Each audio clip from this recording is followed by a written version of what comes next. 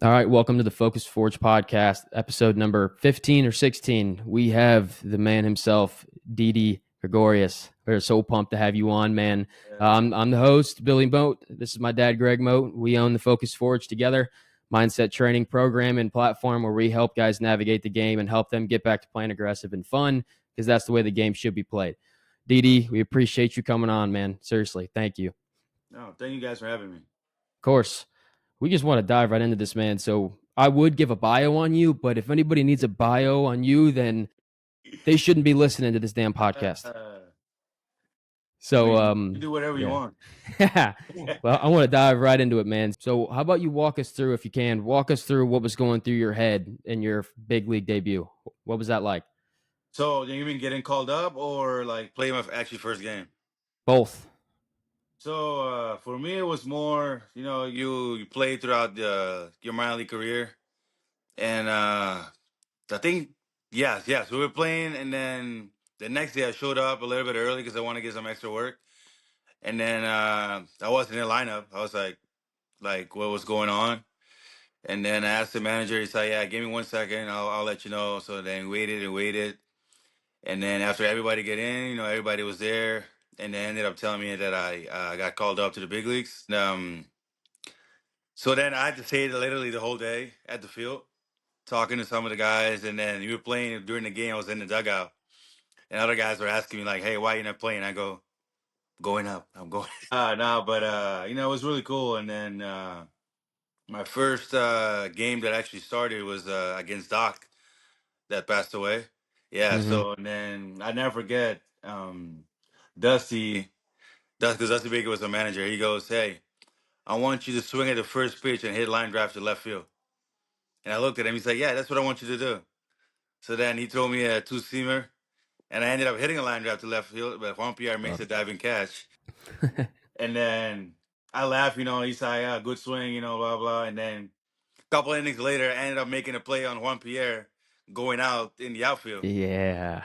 And then I'm running back in. He goes, "Why didn't you let it drop?" And I go, "If you would have let mine drop, that would have been my first base hit. We were first base hit in the big league. And then we started laughing, and then since then it's just playing the same baseball. Yeah. Any nerves? Anything? No, Obviously, no? no. It was more because I think I was spoiled coming into the Red system. That I can always say that because I had Barry Larkin coaching, like coming in and like in spring training every time. And then I had Delano DeShila as my hitting coach and infield coordinator a couple times. And then hitting coach had Griffey Sr. So, I mean, he always tells a story coming up. So, I mean, that's why I always tell people, like, I was spoiled coming up to the minor leagues, but having those type of coaches, and there's a bunch of them also that was there too. And that's what I'm telling you, it's just great group of people to be around and teach you a lot about the game. And then once I got to the big league, I felt like I was like way too experienced for myself for that age to be there. That's brilliant. Well, you must have believed that you had the right to be there. I mean, if you have that imposter Yeah. syndrome going, then I'm guessing you'd be nervous as hell. No, that's the thing. Like they always talk and they always keep you like cool and teach you situations about the game. Like that's what I'm saying. Like I was spoiled and I mature quick and I learned a lot of things like early on in my career. So I think that's what helped me. And I always tell people like I wasn't the best player when I signed. Like my first year, I weighed at 142 or 152 at 18.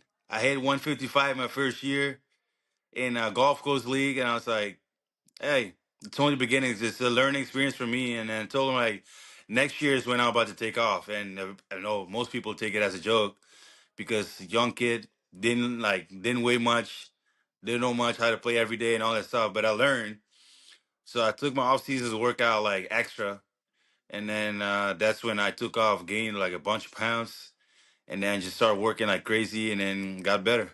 Every year I try to get better than the year before. Well, it's so Wow. far, we talked to Jair and then we talked to Pablo Sandoval.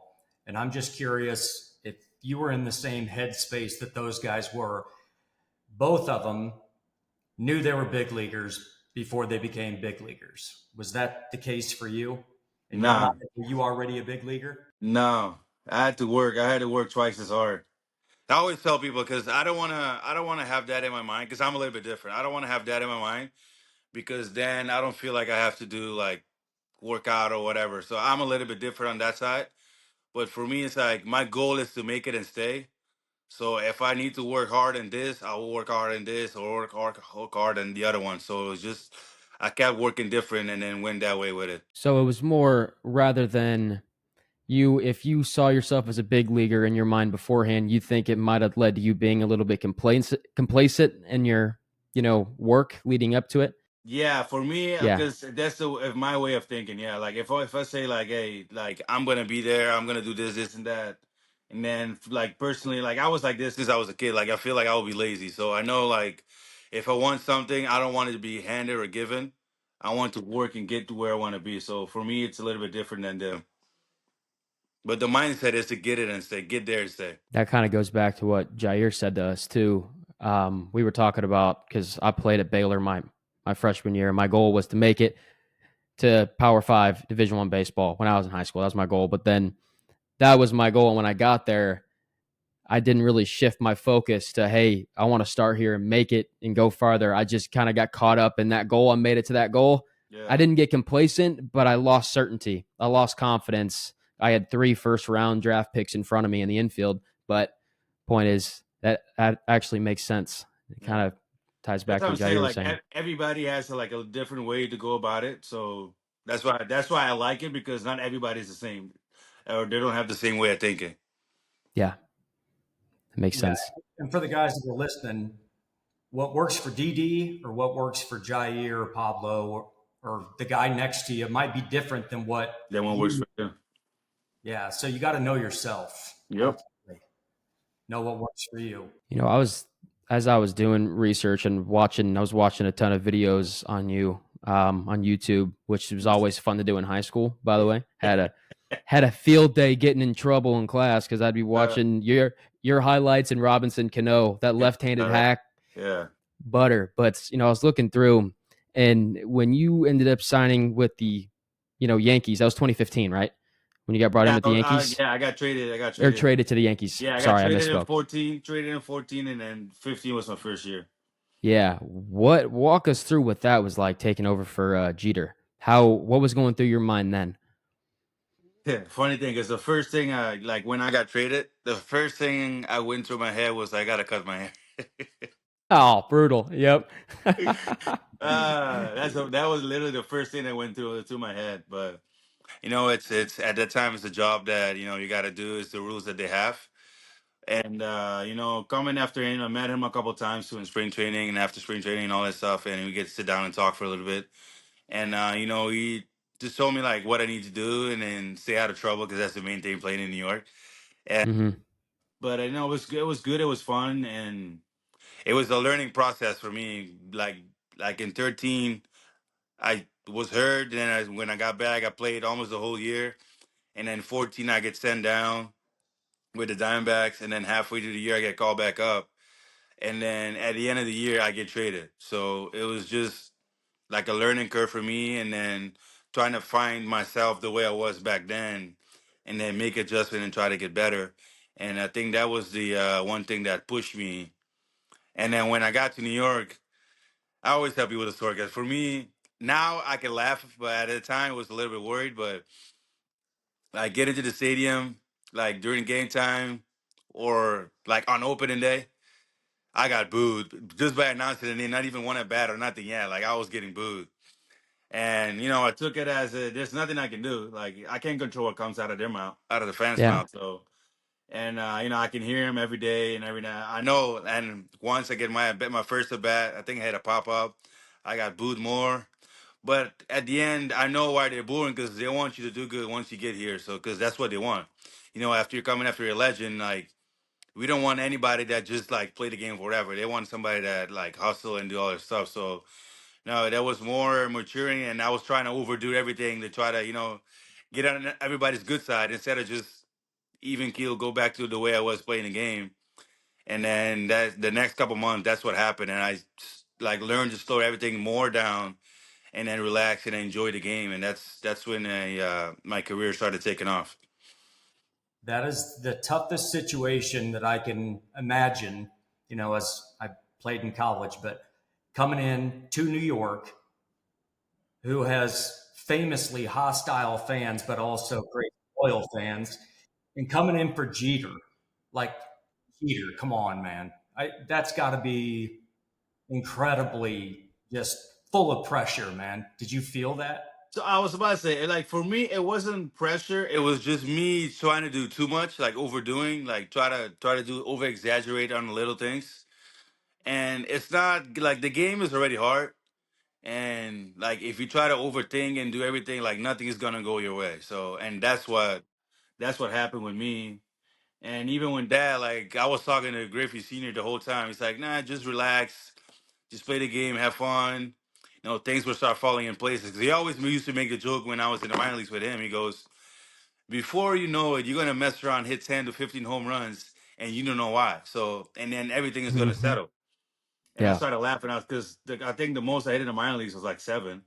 So I was like, "There's no way I'm gonna hit 10 or 15." So I'm good. Like I'm good with 7. Like I don't care as long as I get on base or get hits or whatever, drive people in, I'm happy. And he told me like, "Yeah, just go there, just do your thing. Season started. He's like, you're good, you're good, you're good." And then I had Beltran and all the other guys who were talking to me. It's like, "Hey, everything is gonna be fine. The next couple months, you're gonna take off, so don't worry about it." And that's when everything just lined up, and that's when I was a little bit unconscious for a lot of months in 15. Yeah.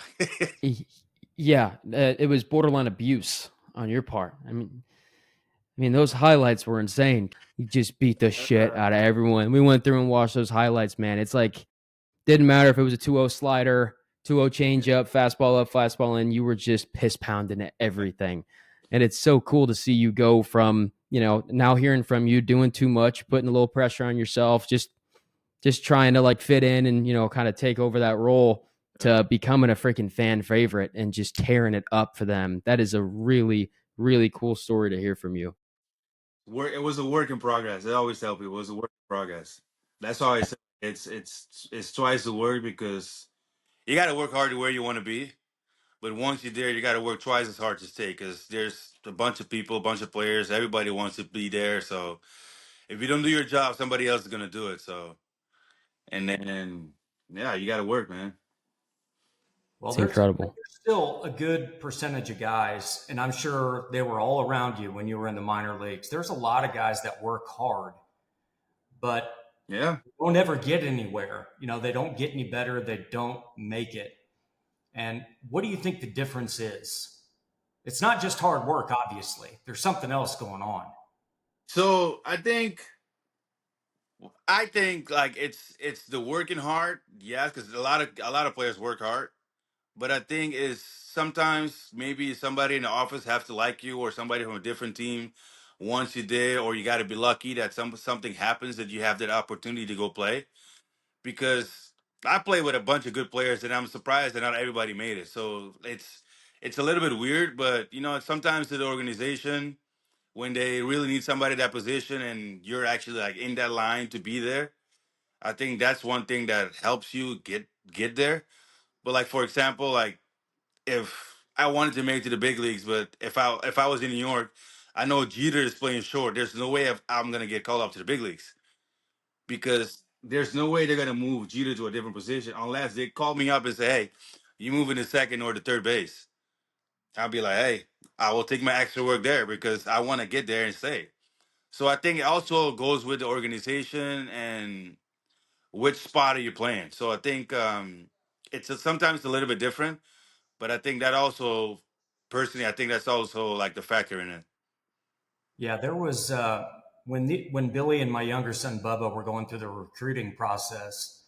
It was it was all about having the right day in front of the right people to get recruited. And Yeah, the yeah, stuff you're talking about, baseball, and the stars have to be in alignment for yeah, things to happen in certain cases. I can't speak to the big league level, obviously, but you got to have the right day. The organization has to have the right needs. And for those guys who are listening that are trying to get recruited right now, if it doesn't happen, if you don't have the right day in front of the right guy, just be patient, man. Keep yeah. doing you. I think that's the hardest part about the game to be patient because we're baseball players. You want things to happen just like that. You're good. You want to make it. You want to stay. Boom. But at the end of the day, it's like some people hate to say it, but it's also a business. So it's part of the game, especially now that you see like they get young players with longer term on contract instead of signing guys. So now it's a little bit different to where it was when I was coming up to the system. So it's everything is plays a little bit different now, but the working area that will never change. So you got to keep working, and then if the day is not the day, I mean, they probably should know you by now that hey, the guy's hustle, the guy does this, that. How does he bounce back when he makes an error or something like that? So it's just little things that maybe they can also see that and be like, hey, we want this guy. Because I always tell people, I signed, but I wasn't like the best at hitting at that time. But I can play. I was playing a good defense, so they saw something. So and then I was young. I was 18. And then, of course, like the time goes on, that's when you start getting to know yourself, know what you're capable of, and then build on that. Get your strongest part. Keep working on your strongest part, and get to go forward. Because for example, if they say hey, you can't do this, then you gotta work on that, and then it's second on the other part. So if I keep working on my strongest, and then I know the other one's gonna pick up at some point. So I think that's how it was for me. Yeah, because you weren't some massive signee coming No, in as an 18-year-old. You're just a guy no, that came in and then developed and yeah, worked, right? exactly. That's what it looked like to me. Yeah. And that's pretty interesting because going back to your point, how you have to work, you figure out what you're capable of, but that hard work's never going to leave. And Yeah. the biggest issue that we're finding with guys that talk to us, we've talked to thousands and thousands of players just over the past year, and it's the biggest issue these guys are having, or at least that they're vocalizing to us, is, hey man, I'm working super hard, but then when I go out there, I still play tight, I still play anxious, I can't free it up. Yeah, Why is that? you know what I tell. So right now, what we're doing in Curaçao, like I build a field for the kids in my neighborhood where I grew up, and we have kids from four years old to 13. Actually, we got a 3-year-old the other day. They got from 4 to 13, and I always ask them, "What's your favorite song?" And they will tell me, for example, Lil Wayne, whatever, and I go, "All right, if it's Lil Wayne." Play that song in your head while you're playing. If you like dancing, play with the dancing music in your head because everything in baseball is rhythm. Mm-hmm. So then everybody's like they don't really get it at the beginning, but once they start, because our mind is the strongest is that we have. If I'm thinking negative while I'm playing, negative things gonna happen. So if I have music playing and it's positive, like I'm dancing, there's some song that I like. I'm playing. I don't think about anything. Ground ball comes to me, I'm dancing in my head. Hey, throwing the ball first. My job is done. If I'm hitting, I'm trying to hit the ball with rhythm. You see, that's why you see like a lot of guys when they get in the box, they're doing this because they want to have that feel and they have that rhythm and then go. Because once you start thinking while you're on defense or while you're in the box, it's a little bit different. You can anticipate stuff, but don't start thinking, oh, you got to do this, I got to do that. Oh, here comes the ground ball. No, it's like I already anticipate the ground ball. For example, I already anticipate the ground ball. Now I just need my rhythm to go with it. Boom, out, and then just go. It's just like that. Like for me, music is the thing that keeps you like with rhythm while you're playing. I love That's that. personally that some guys have. I think most of the guys in Curious I have that. I think I could be wrong, but I think most of us have that. He's using music to help control his state, Billy. Mm-hmm. And it's brilliant. I mean, that is a brilliant way of doing it because those guys that you described, the ones who are working and working and working, but when the lights come on, they keep shit in the bed. It's a product of what they're paying attention to, and they're Yeah, don't know exactly. what And is. the outside noise. Because Yeah. I always tell people like playing in New York, like in 15, where they were booing me every day. That first month, they asked me if I'm hearing it. I'm like, yeah. And they go, so what do you think? What do you have to say? And I go, there's nothing I can say. Like I can't control what comes out of your mouth. If I'm doing my job and do what I need to do, they're gonna go away at some point. And So good. and then the thing that helped me even more was Reggie, or Reggie Jackson. He came to me one time. He's like, "You hear the fans booing you?" And I go, "Yeah." And he go, "They didn't boo anybody. They always do. They boo somebody. So you're gonna fuck around and be somebody at some point at the end of the year." Yeah. And I just started laughing, and that's it. Because you need people like that in your corner too. Because the game is a negative sport as a hitter. Because you fail 70% of the time, you hit 300. Not everybody hits 300. So you fail more than that. And you fail 70%, you're a Hall of Famer. I think that's the only sport you can fail so much and become a Hall of Famer in the game. So, like, once you accept and know that you're going to fail, also the game will be a little bit easier. Yeah. Because you got to eat, the pitcher got to eat too. The defense got to eat too. They got to feed their family. So, once you know that and learn that, you know that the game is a negative sport and positive things are little things and Yeah, that's mindset. that's brilliant. And going back to your comment about Curaçao, by the way, John sent us a picture of the field you built. Freaking beautiful, man. So cool. And we want to dive into that in a little bit to find out more because Jair was talking about Curaçao and he was talking about how from kids that are 4 years old going up there and they're swinging. And based on our conversation, it sounded like some of these 4-year-olds from Curaçao would have a field day playing 13U somewhere here in the States. And that's not even just because of the ability. It's the people that are, guys like you and guys that are, teaching and instilling the principles and the fundamentals of the game of baseball in kids in Curacao from what sounds like such a young age. Young age, yeah. And he also brought up, Dad, from our podcast episode with him about rhythm. He said baseball is rhythm, right? He didn't bring up the music, which is so brilliant. And it's a great way to apply that principle he was talking about.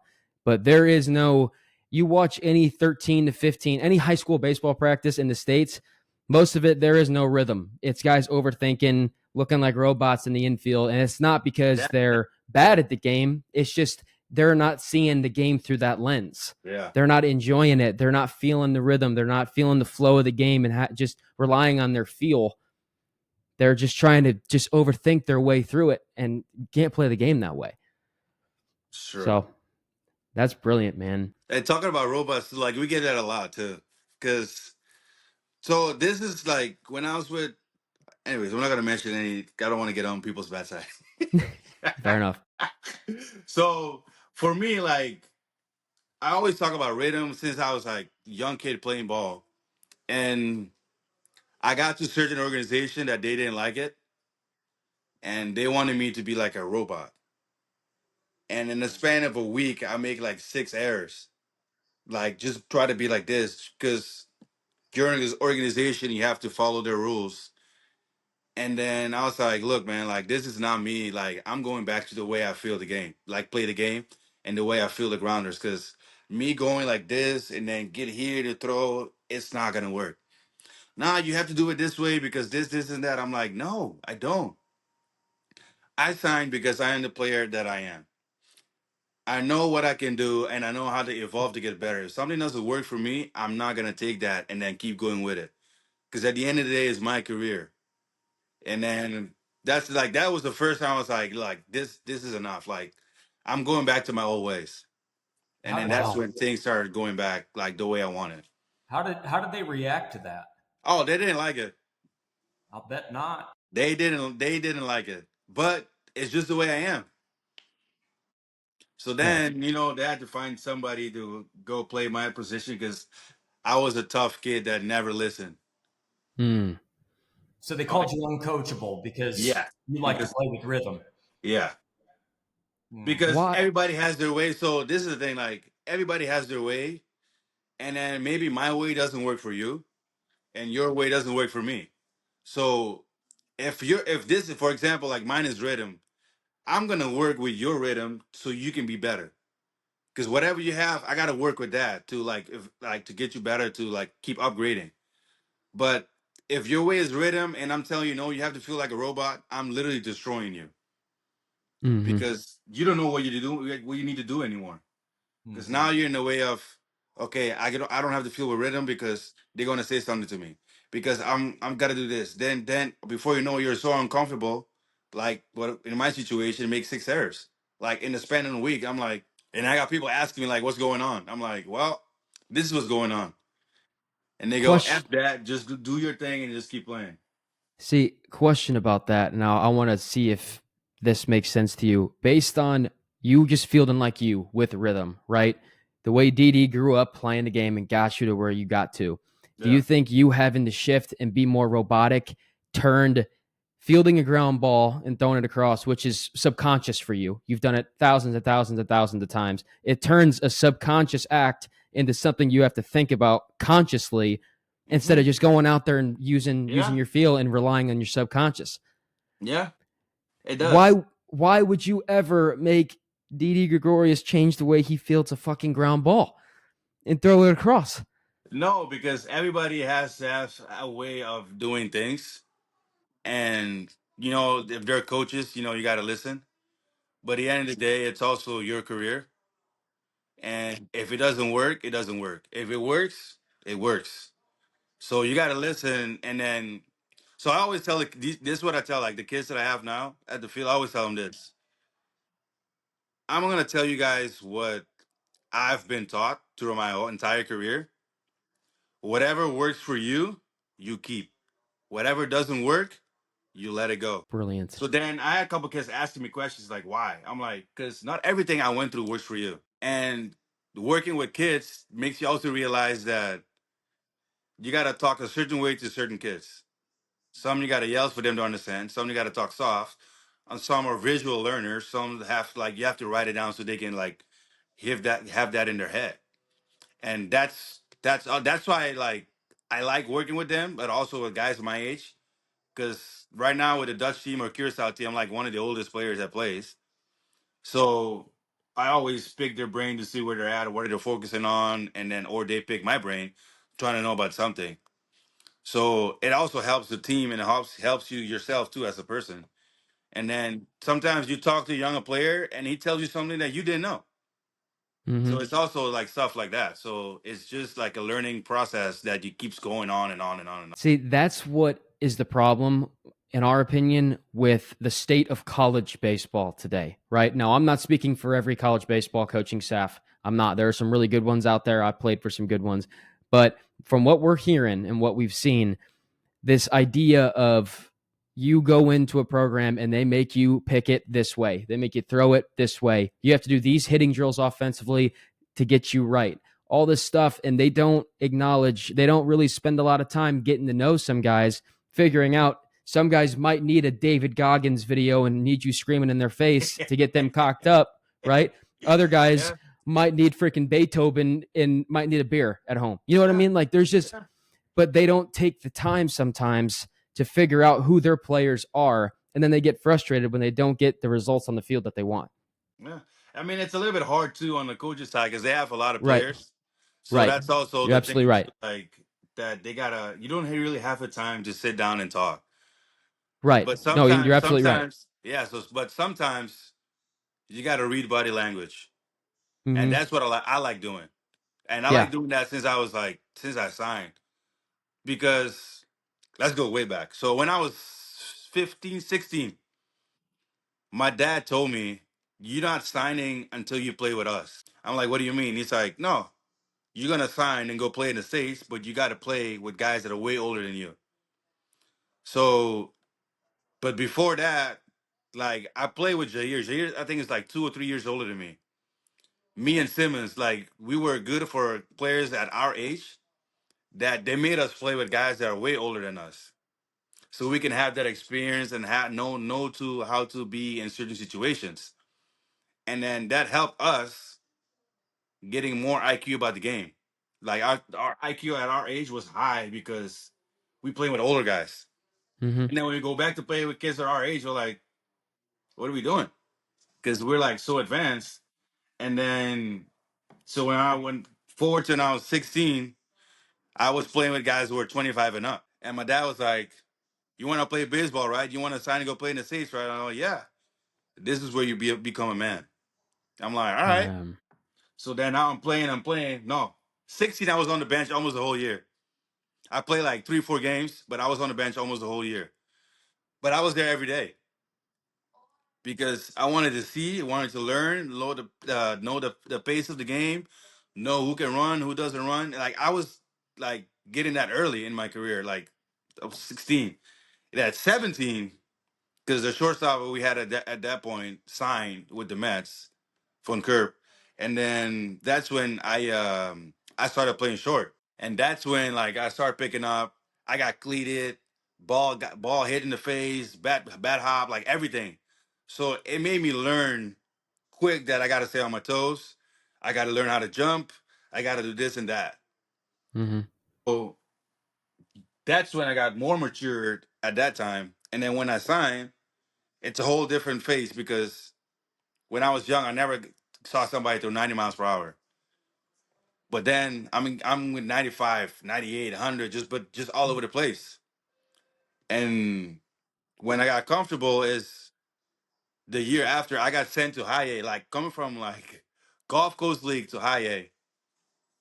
My first, I think like first 10 or 15 at bats didn't get a hit, something like that.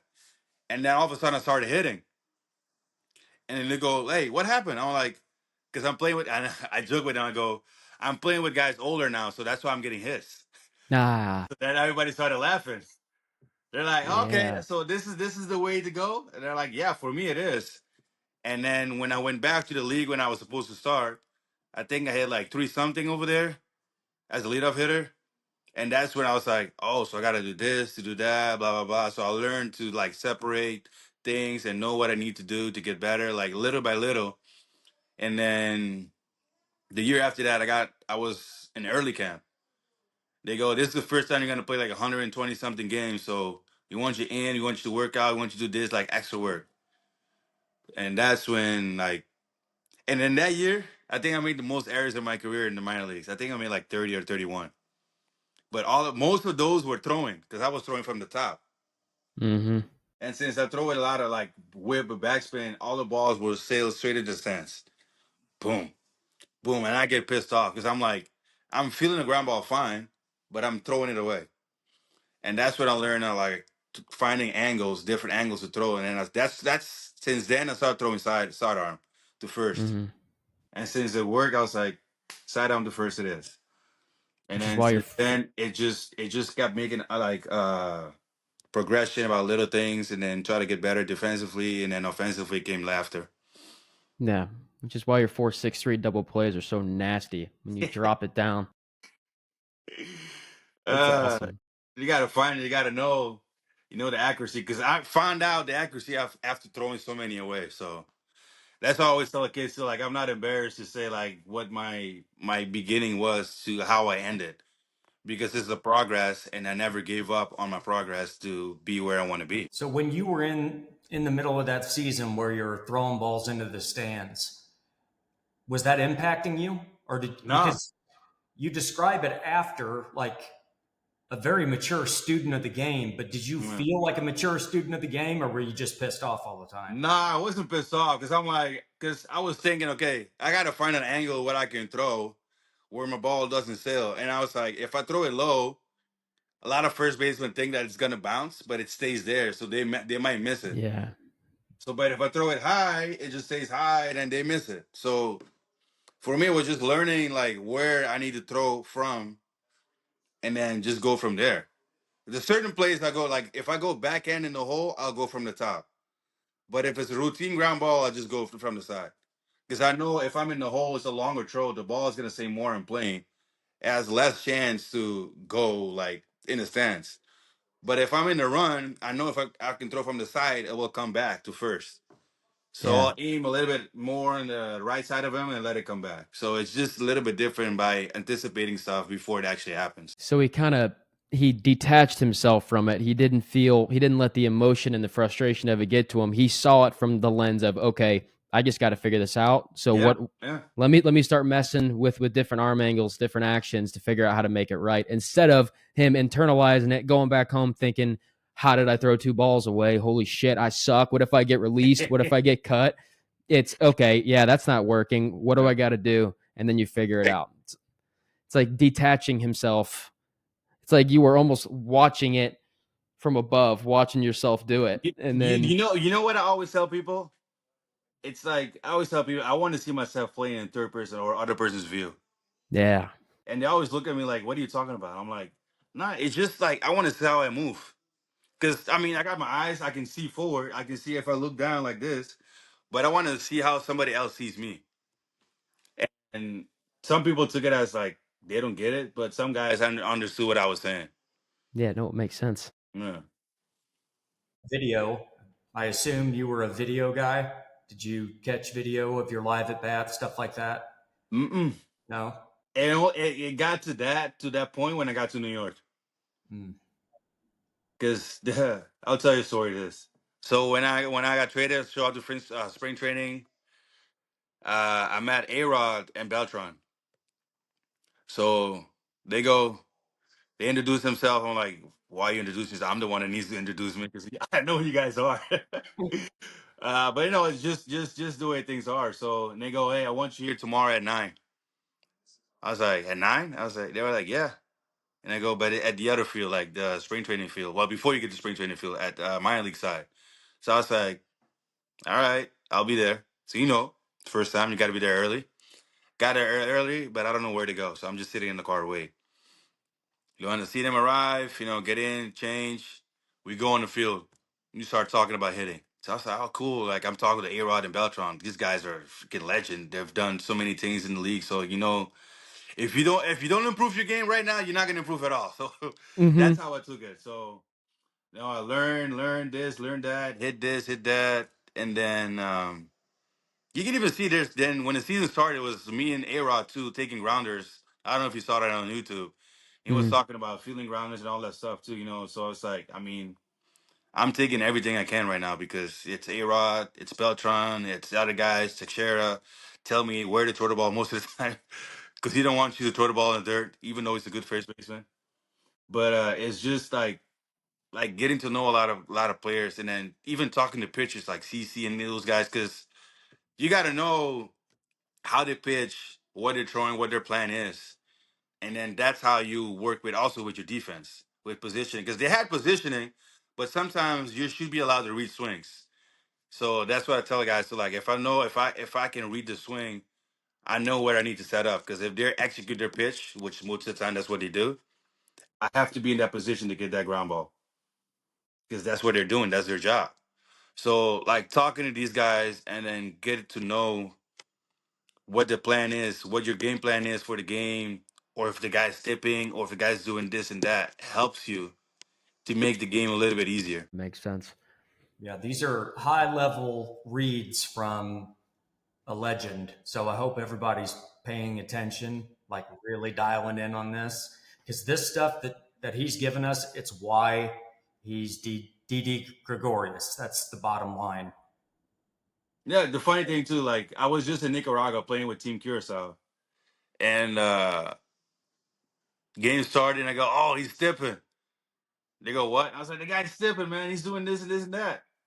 So we were just like we were scoring. I think there were only 2 games that we didn't score a lot of runs, but all the other games, what as soon as we found out something, I was talking to the young guys too. I'm like, I see something, but I want you guys to tell me.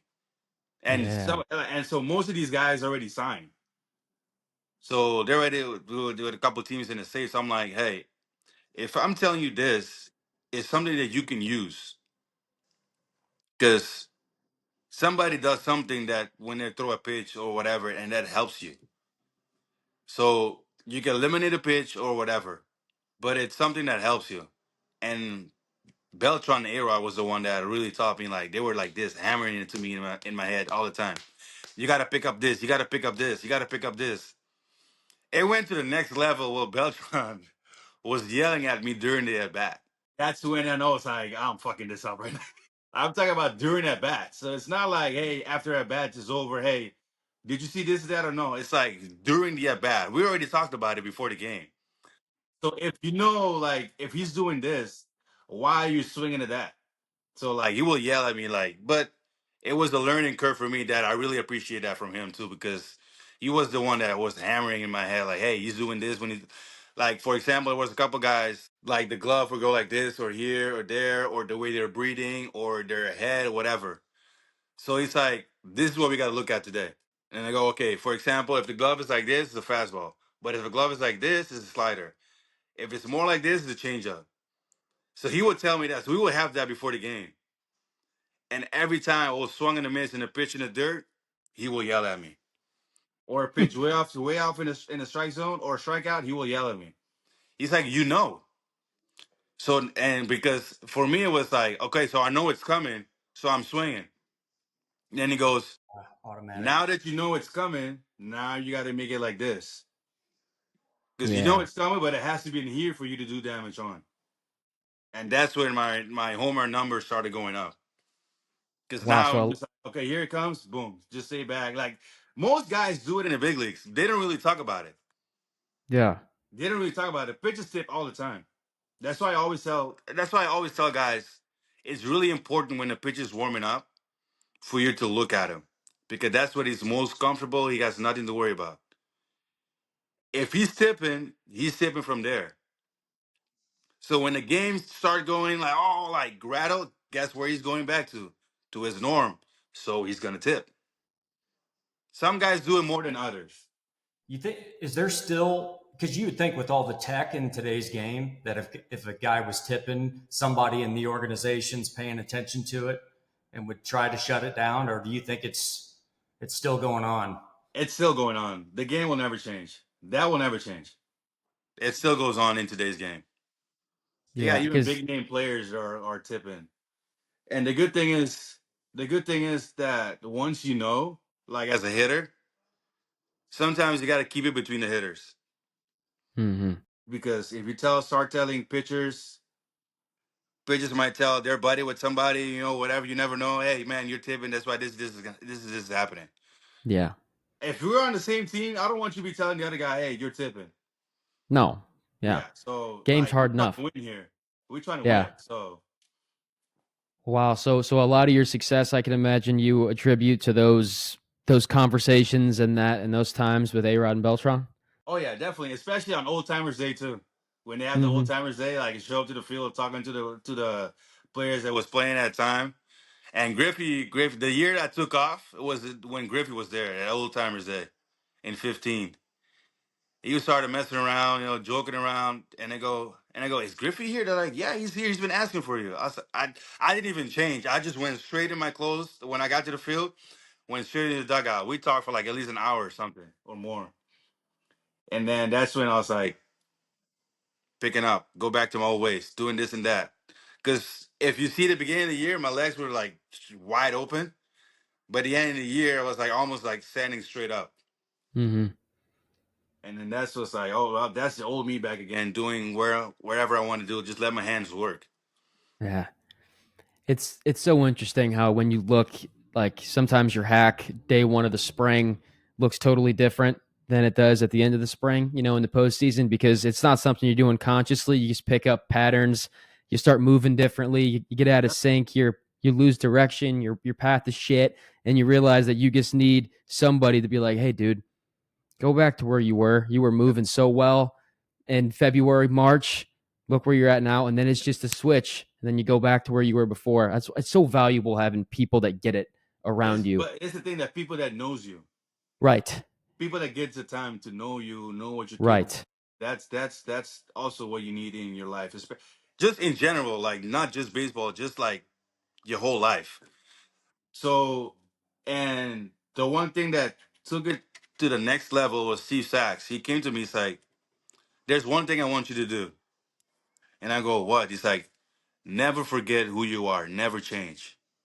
And I was like, what? Like, it took me a while to get it, but I was like, you're right. Because everybody wants you to do this, wants you to do that, wants you to do this. So they try to change you to do something that you don't do all the time. But you can hear and listen and understand, but only apply to what works for you. And then he goes, please never change. That's all I'm asking. Like, don't change.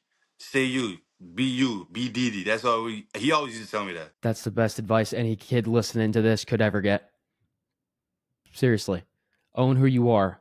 Yeah. Own who you are. There's a difference between, and I talked about this all the time when I got to Baylor with having first round draft picks in front of me. I thought, oh shit, these guys are good. These guys get it. So why don't I just start moving like them, right? And then I got robotic. I got tight. Was horrible. Abandoned who I was that got me to the Big 12 in the first place. Yeah. You can learn from these guys, watch, pick up small things, but do not abandon who you are in the process. There's a reason why you got to where you're at that level, whatever it is, high school, college, pro ball. I don't give a shit where it is. Yeah. Learn, but don't abandon who you are. Don't abandon yourself. Don't shy away from your strengths. Yeah, that's really good, man. That's really good. So talk about this nonprofit you have going in Curaçao, man. That field looks awesome. And if I can't say this, I can cut it out. But aren't you in the process of building another one? Yes, I am. Yeah. I'm trying How's to. that I'm getting going? a process. I'm talking with some people right now to see what we can do. Because first they thought I was joking when I said I'm building a field for the kids in the neighborhood so we can have a team there and all that stuff. They thought I was joking. And then once they saw the field and everything's getting set up, they're like, "Oh, so you're not lying?" I was like, "No, I wasn't lying." So Mm-hmm. now I'm gonna try to build one and see who wants to join me. Mm-hmm. Because the first one I did it like everything out of pocket. Like I didn't ask for anything. It was just all the money that I made. I was like, here, let's do this. And now this one, a lot of people were talking about they want me to build a bigger field. I'm like, all right, if you guys want me to build a bigger field, then let's talk about the money wise how we're gonna do it. So the things that we're doing right now too, they're raising the money for the kids. I designed gloves, t-shirts, batting gloves, like all that stuff for the kids, and the money goes back to them so that we can spend on them. And it's I wouldn't say it's an academy because people think it's I want to turn into an academy, but we're gonna have like after school stuff there too, so it's not just baseball. And we have some entertainment stuff too that we can do. Like kids get they gotta enjoy themselves, So not all of them have like everything they need in life, right? As of like at the young age, but we can help out and do everything we can with them. Yeah. Keeping them in the right path. And some of them you never know might sign or go to college in the States because that's also what I'm working on right now too. Try to get a pathway to see if I can get them to get a college in the States. The guys that really want to study, Awesome. and so they can see that it's not just baseball. We're just trying to Yeah. help them go into the better path and enjoy life and family and everything. So we try to help as much as we can. And right now, like my mom was telling me, well, yesterday, my mom was telling me that this other foundation is also they doing like a project right now that they're joining us to do more Sweet. stuff. They pick up like 35 kids or something like that and do like for example go on a trip whatever get learning trips and stuff like that too. So it's just the little things that people will appreciate and then go from there. Like we have like fun days at the field, like you can like slides or whatever on the field too for the kids, so they can enjoy themselves too, so they can see that there's more than just baseball in this. So we're not just focusing just on that. Yeah. How does it feel for you being able to do this for those kids? I mean, So that's got to be awesome. yeah, no, so for us when we were growing up, was Angels was the guy for us. So there were more people, but he was the main one. And then he always gave back. He started tournaments. That's also what I'm doing now too. He started tournaments, and then whoever won that tournament back then, you will fly to Atlanta and watch a game. So the whole team will go. So what I'm doing right now too, like we're doing tournaments, and we try to go international. We have a couple like countries and stuff talking to us because they want to join us and try to make it bigger.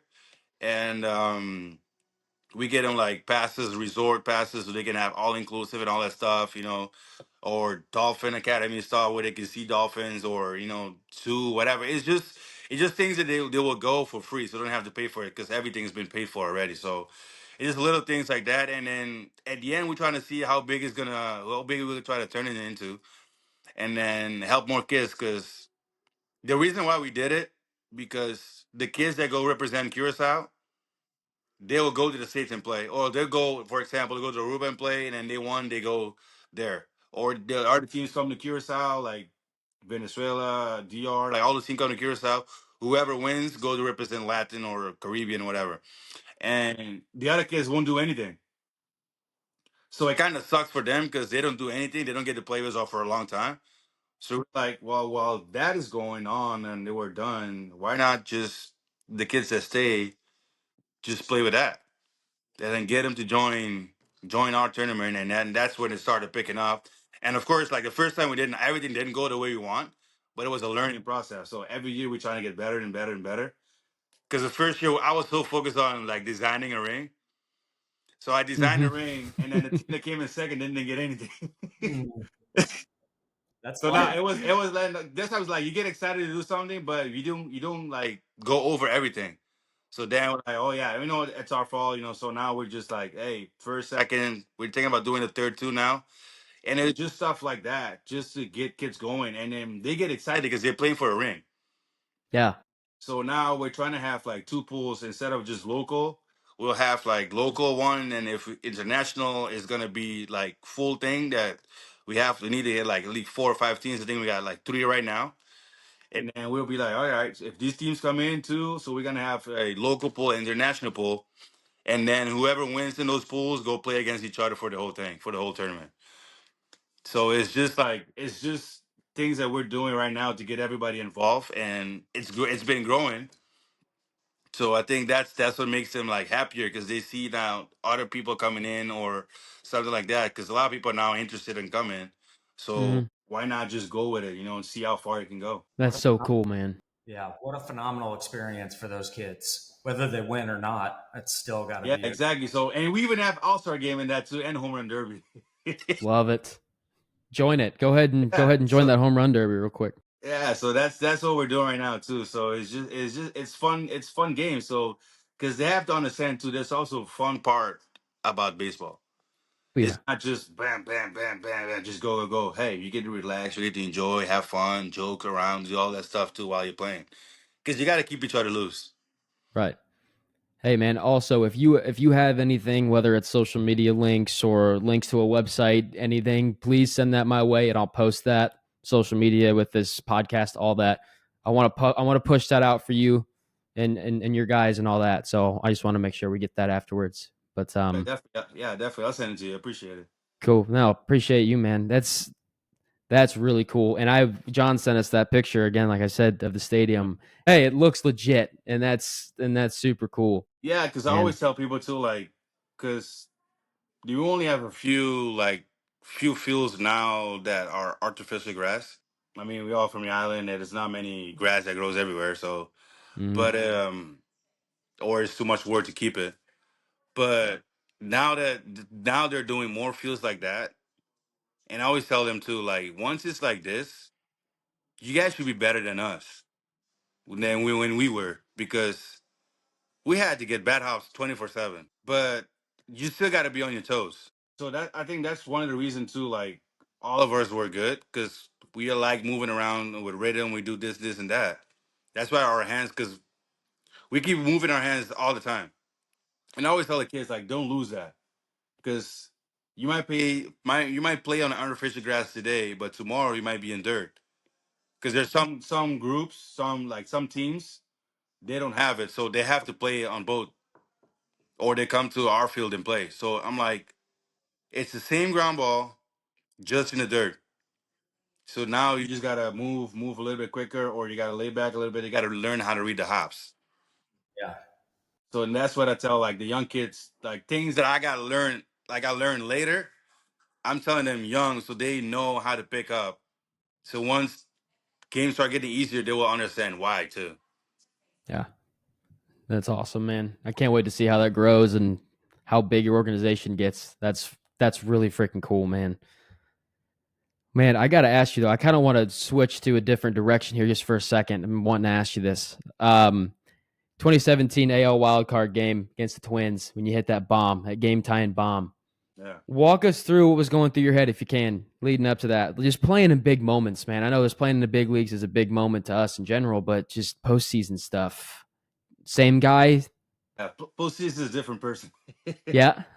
Yep. So for me, not what it's just in general with everybody. So we were down 3-0, and then they had homers and blah blah blah blah. And then we got to the dugout. I was like, just get on base, bro. Like, everybody just need to get on base. You never know what can happen. Like, we don't give up. It's only the first inning. And then Guardy gets some base, Judge gets some base, and I worked the count and I hit the homer. And I was like, I think that was the first time in my entire career that I actually start showing emotions, like yelling around the bases and stuff. Because I'm like, That's why I asked. yeah, that's how I'm Yeah. saying. It's like a different person.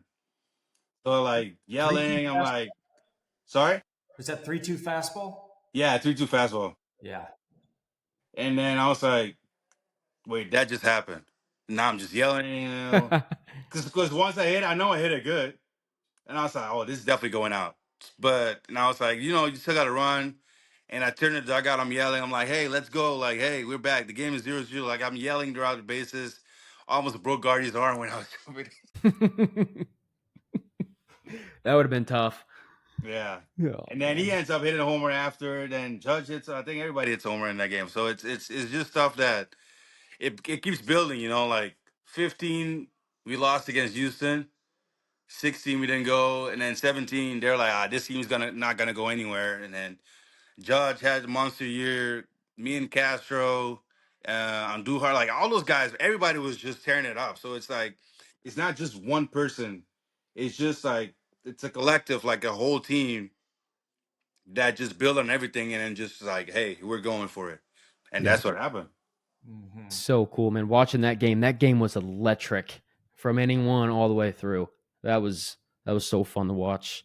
So when you're going through, obviously playing in a big league club, is the dynamic in the dugout different at all in the big leagues in comparison to minor leagues just in general? Is there a difference in the way guys carry themselves? Is there a difference in the way you guys speak to one another? Is it just the same shit?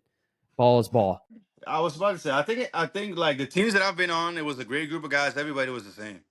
It was like somebody can make like 10 million, somebody makes minimum. It was just everybody treats each other the same, talk to each other the same. Because Awesome. at the end of the day, we all human beings.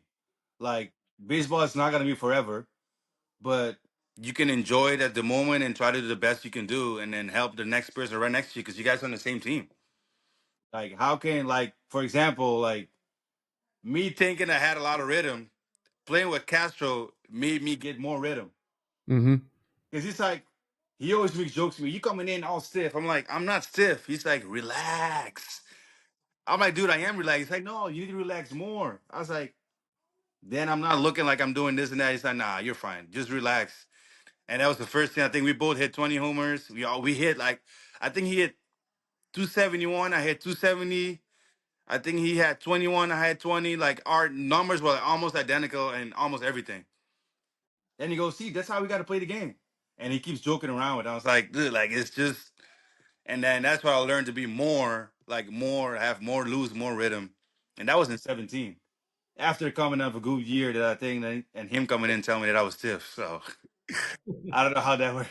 Unbelievable. I was going back through your YouTube videos and the Yeah, number of two strike bombs. I mean, a lot of your home runs were with two with two strikes. strikes. Yeah. What do you? What is that? Is it your approach? Is it knowing, having a good idea based on the guy's tendencies of what's coming? So it's for me, it was more like I mean, you played against the team a lot. So almost every team falls into a pattern how they pitch you. So that's why I always tell people like I'm comfortable hitting with two strikes. Like I do not care if I have zero strikes or two strikes. I'm trying to be as comfortable as I can. But with two strike, the only thing difference you will see with me is I'm either a little bit wide open because I'm not trying to do like extra moves and I'm choking up.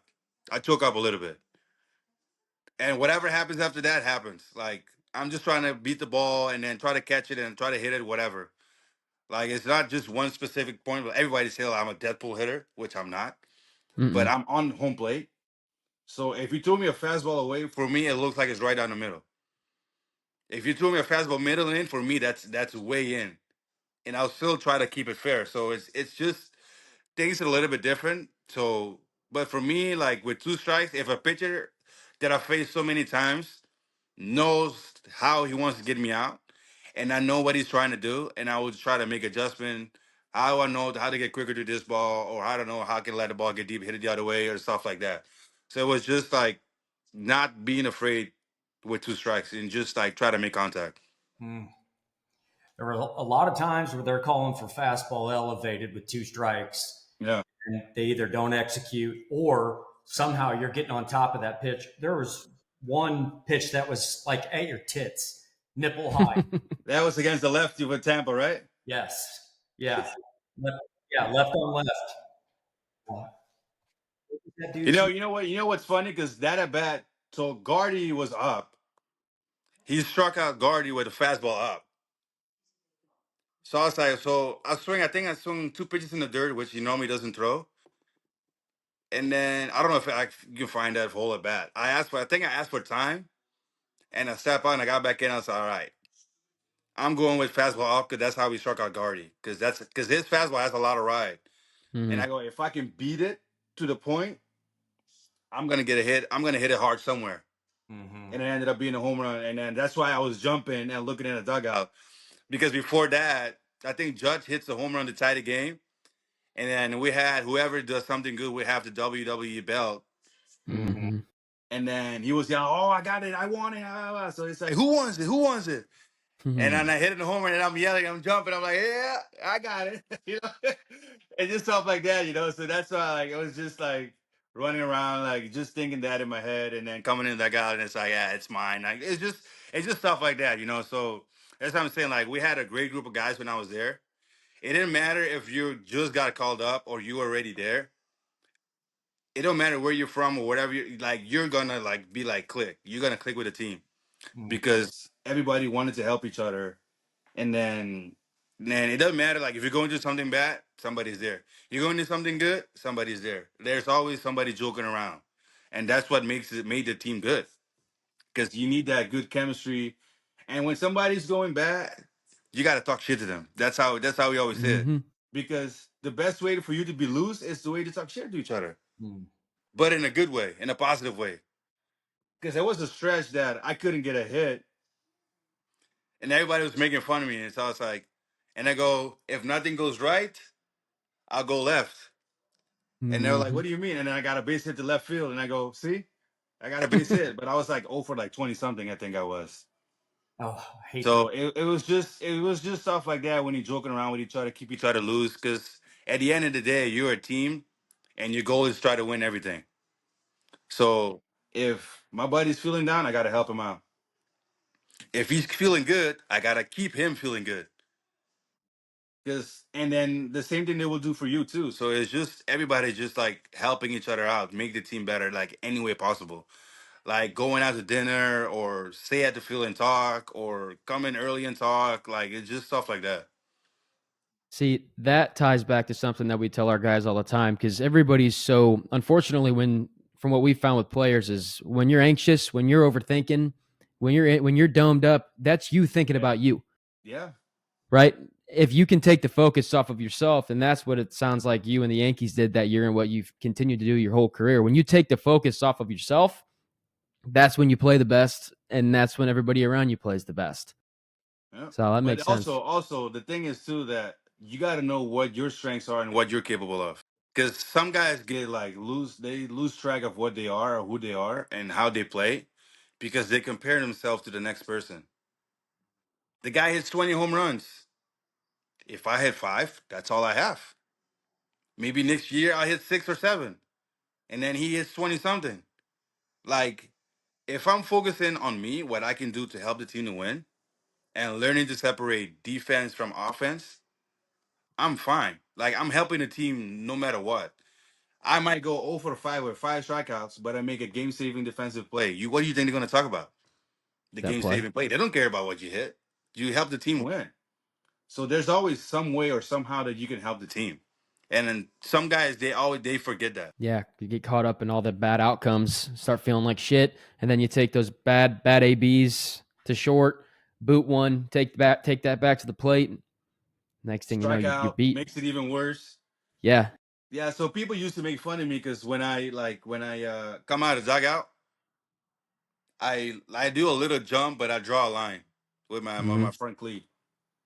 For me, that's my separation. Like offense is offense, defense is defense.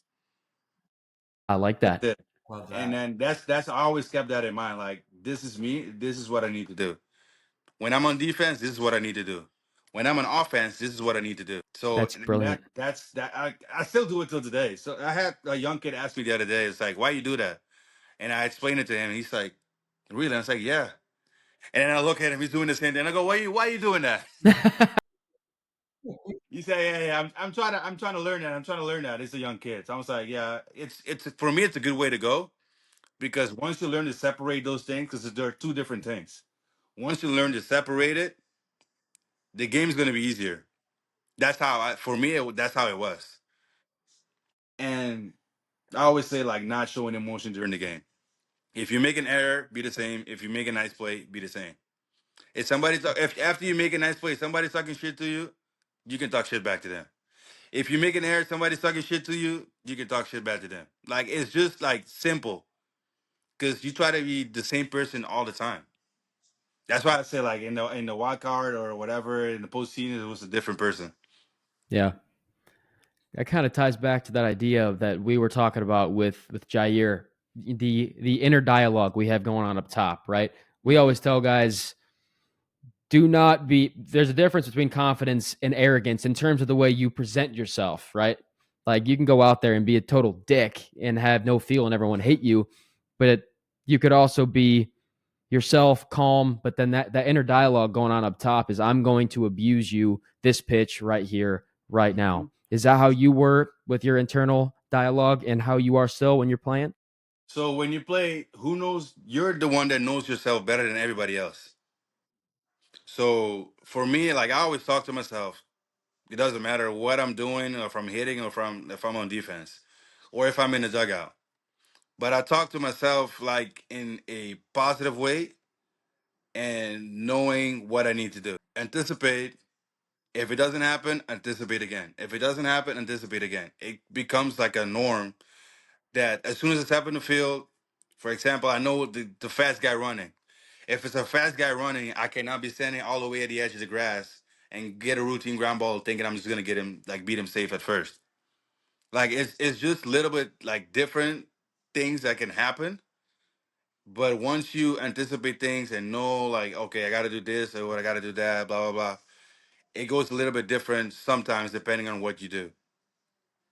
For example, I want a routine ground ball, but I'm not always gonna get a routine ground ball, but I know I have to get the out at first. It doesn't matter what I do, I need to get the out at first. If I get the routine out, it's a plus.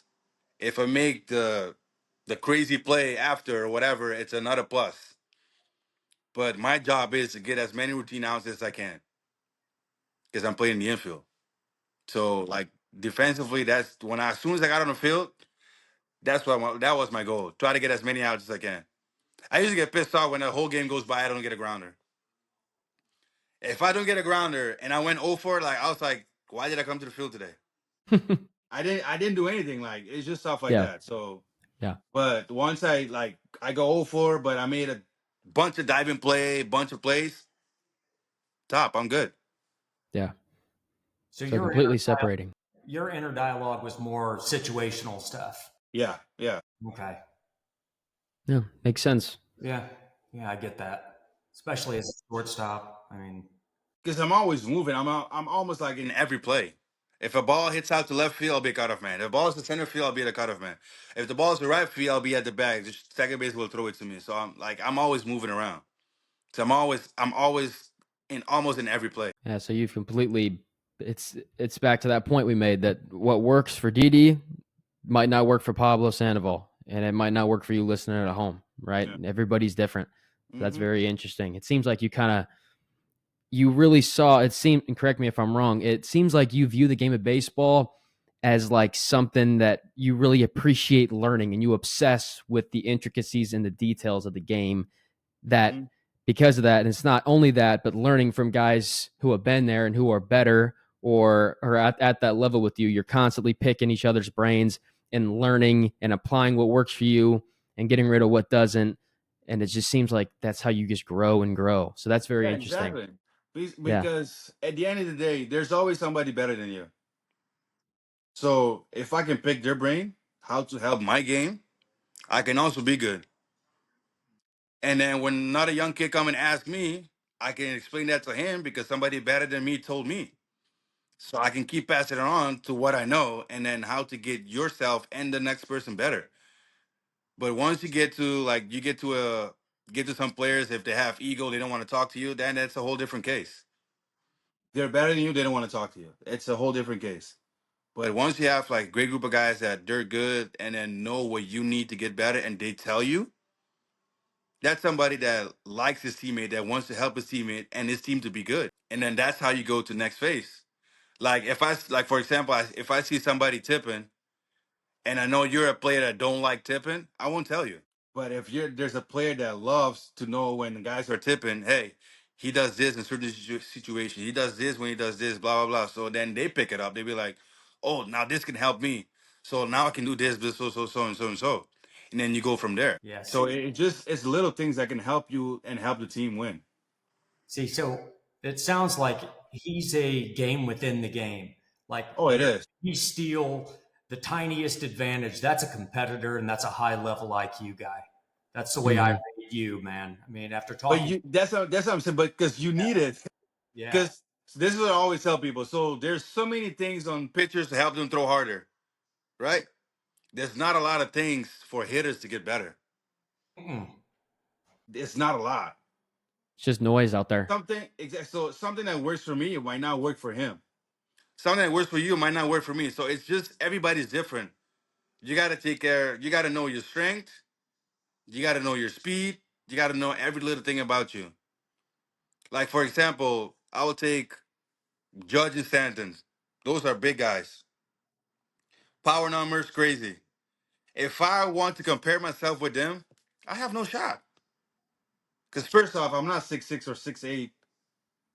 I'm not 100 something or 200 something, whatever. Not kilos, but pounds. Yeah. So it's different. So I know what works for me and how I need to work on my strength.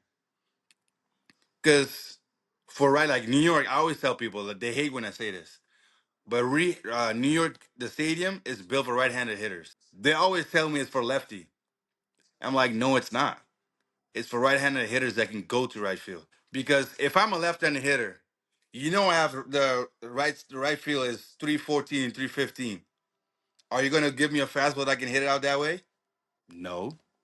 You're gonna pitch me middle to away. As a right-handed hitter, it's 316 to left, 316 or 340, whatever it is to right. Why many right-handed hitters in New York lineup hits home run to right field? They hit to left field too. They hit it all over the place. But they know if they can let the ball travel, they can hit it out that way easy. Yeah. Lefties, it's not the same all the time. That makes sense. Yeah, it does. So that's why I always tell people if they haven't realized most of my home runs, most of them in New York are an off speed to right field. Fastball, some of them if they're way in, they're to right field, but or most of them are like to right field, middle to right center.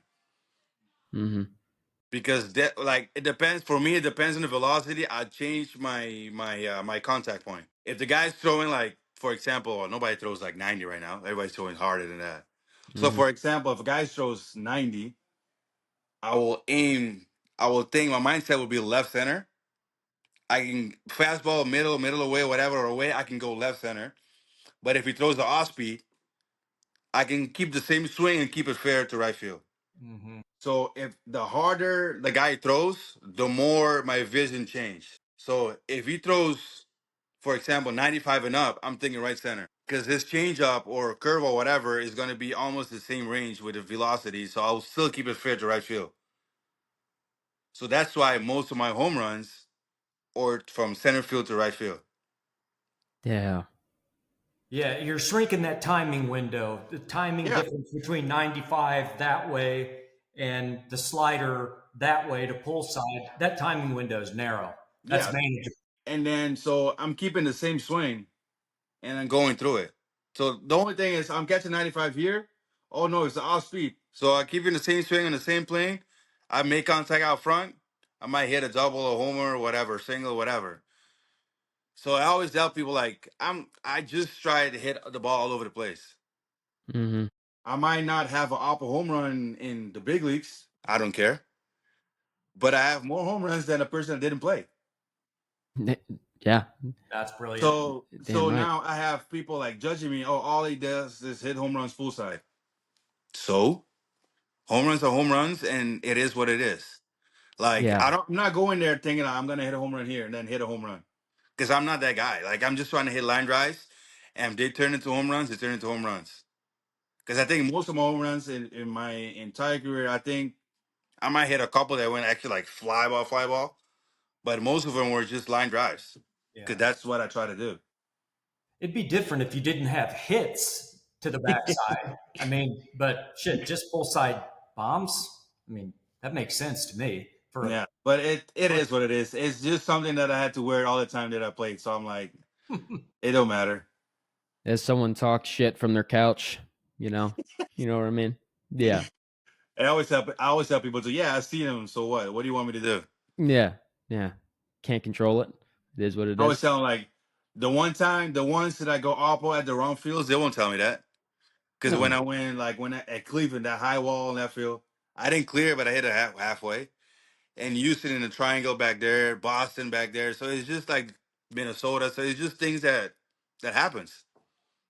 I didn't have that pop to look because I didn't know how to hit it with authority that way. Now I'm starting learning how to hit it like more authority that way. And Yeah. I hit a couple, so I'm like, hey, I'm good. So you're gonna take that and just abuse guys this upcoming weekend in Dubai? I won't say abuse, but we'll see how it goes. Let's talk about that for a second, man. You know, BU obviously playing the UAE Classic. How are you feeling going into that? You pumped? You fired up?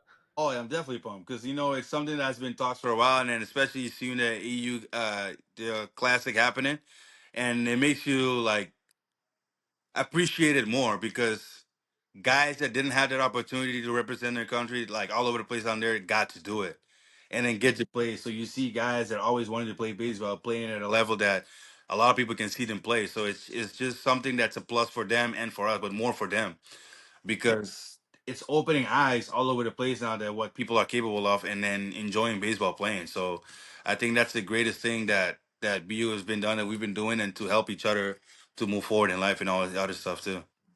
That's awesome. do, Yeah.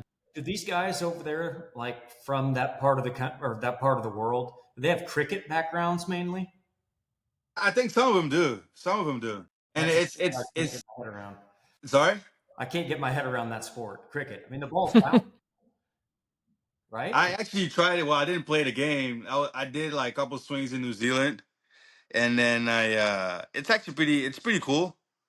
It's a little bit different because if they throw at you in baseball, tend to get away, and they're like you got to hit it. So I got to learn how to Mm. hit the ball that's coming at you. So that's the only thing that was a little bit yeah. So you actually did it? You got in there and did it? Yeah, but they weren't throwing hard. It was just like a little bit, just yeah. So I was throwing with Martin Guptill.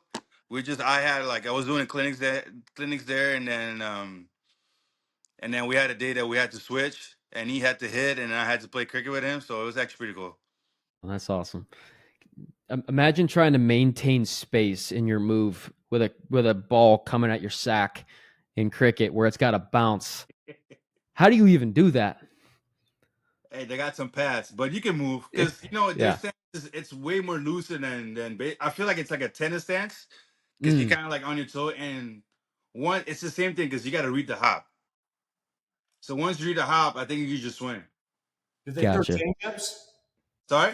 Did they throw change ups Oh, or they throw all types of things, all types of things. We should watch those highlights after this. I'm Yeah, curious. when you have a chance, check out Guptill stuff. He's pretty good. He's one Okay. of the best. Yeah, All right. Yeah, I'll do that later. We've obviously been talking with John at Baseball United and Eddie and Carlos and like all those dudes are just incredible guys. And Cash, we haven't talked to him yet, but he just seems like an awesome dude. yeah, And they've given us a rundown on BU, how it started, what you guys are building it into, and guys like you and Pujols and Cano, all these guys that are pushing it and just the best minds in baseball working together. When did you get involved with BU? Was this like a year ago, 2 years ago? And like how has that process been for you watching it start as just an idea fast forward to now, you're flying out in what, 2 days or something to go out today. there and play. So for me, it was because I know it's been talks for a long time. Because Ida was explaining everything to me, how everything was going on, and then John was explaining to me too. And then I think it was 2 years ago, 2 or 3 years ago. That's when I started. When we went there and play, and that's when I went for the showcase. That's when, like, a couple months before, that's when I found out about it. And they were asking me about if I want to join it or not. I was like, yeah, I'll join it. I mean, I'm in Dubai, gonna play baseball, and then get a chance to walk around too. So, because I haven't been there at that time, so I was like, yeah, like, why not? We get promote baseball and then get more people to join too. So it's something cool, something great for everybody to see. And then more people we have like joining us too, it's gonna be bigger. So I think it's the best way to go about it. And then give the guys the opportunity also to sign, because you never know what can happen. So, and that's, I think that's the best part about it. It's incredible, man. We're pumped to watch, pumped to see how it turns out. And again, just the people you guys have, all you guys that are building up BU, it's been fun to interact with you guys. And, you know, you have to have massive stones to do what Cash and John and all you guys are doing. I mean, taking a sport to a part of the country that they don't play it, they have never played it, and to get They know about it though. Yeah. exactly, yeah. That's John already makes a that point. plus. That's Yeah, already a plus. Yeah. yeah. John made that point Yeah. quite a few times, and that makes sense. But yeah, man, again, it takes massive stones to go out there and make that work. And it sounds like you guys are making it work. And I hope I see a left-handed bomb out of you this next weekend. Slider We'll down the see. net. I'm trying to get a couple of hits first, then we'll see about that. Yeah, well, I love it. Same old, man. It's incredible.